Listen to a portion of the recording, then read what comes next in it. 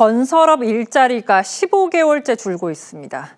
글로벌 금융위기 이후 최장 기간입니다. 얼어붙은 건설 경기가 우리 전체 성장률에 큰 타격을 줄 거란 우려가 커지고 있습니다. 송병철 기자입니다. 내년 6월 준공 예정인 인천의 한 재개발 아파트 단지.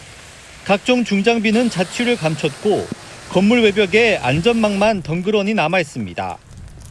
최근 발생한 근로자 사망 사고 여파로 공사가 중단된 겁니다. 주변 상권은 울상입니다. 여기 공사가 멈춰가지고 사람이 안 와요. 이집트 장사 반타작 내가지고 반타작도 더 낫지. 지난달 건설업 취업자 수는 1년 전보다 9만 2천 명 줄어들며 15개월째 내리막입니다. 특히 최근엔 폭염과 폭우 여파로 쉬는 날이 많았던 데다 진행되던 공사마저 곳곳에서 중단돼 다른 일을 찾는 이들이 늘었습니다. 옛날에 많을 때면 한 50% 줄었어요. 지금 다른 새 일을 또 지금 알아보고 있고 야간 일도 하고 그런 것 같아요. 건설업 부진이 경기와 일자리는 물론 올해 경제 성장률 전체를 억누를 수 있다는 우려도 나옵니다. 국책 연구기관인 한국개발연구원은 소비 쿠폰 효과에도 올해 성장률 전망을 0.8%로 유지했습니다. 건설 투자 증가율 전망치가 마이너스 4%에서 마이너스 8%까지 떨어지면서 성장률을 갉아먹을 걸로 본 겁니다. 계속 저희가 관측을 하고 있기 때문에 그렇게 되면 이제 건설 공사가 좀 많이 차질이 발생하고 그 부분을 반영해서 이제 건설 투자를 좀 큰 폭으로 하향 조정했습니다. 네. 정부가 산업재해와의 전쟁을 선포하면서 건설 경기가 빙하기로 접어들 거란 분석입니다. TV조선 송병철입니다. 정부도 중대재해 기업에 대해 강제 수사를 적극 추진한다는 방침입니다. 오늘은 잇따라 인명사고가 발생한 포스코 ENC를 압수수색했습니다. 하지만 전문가와 업계에선 처벌만이 능사가 아니라 건설업계의 구조적인 문제도 함께 들여다봐야 한다고 말합니다. 이유경 기자입니다.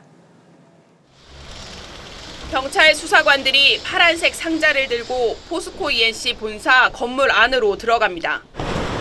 압수영장 집행하라고?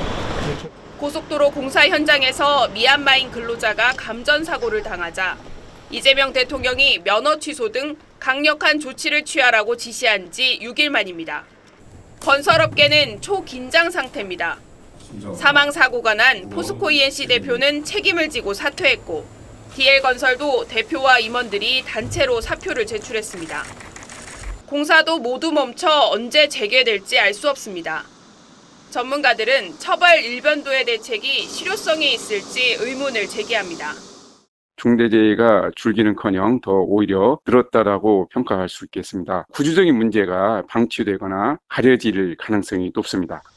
불법 하도급과 숙련도가 낮은 외국인 노동자, 촉박한 공사 일정 등 근본적인 문제를 들여다봐야 한다는 겁니다. 업계에선 최저가 입찰제가 이런 문제들을 일으킨다며 정부가 먼저 공공 분야에서 제도 보완에 나설 필요가 있다고 지적합니다. 최저가 낙찰제이고 공사 기간도 무조건 짧은 업체가 낙찰을 해서 따가게 되는 이런 구조다 보니까 다 무리를 할 수밖에 없죠. 저가 경쟁에 뛰어들 수밖에 없는 이런 현실이 있고 현실적으로 안전관리를 하는 것이 어려운 이런 부분이 좀 있다. 처벌 위주의 땜질식 처방이 아닌 체질 개선이 수반돼야 한다는 목소리가 커지고 있습니다. TV조선 이유경입니다.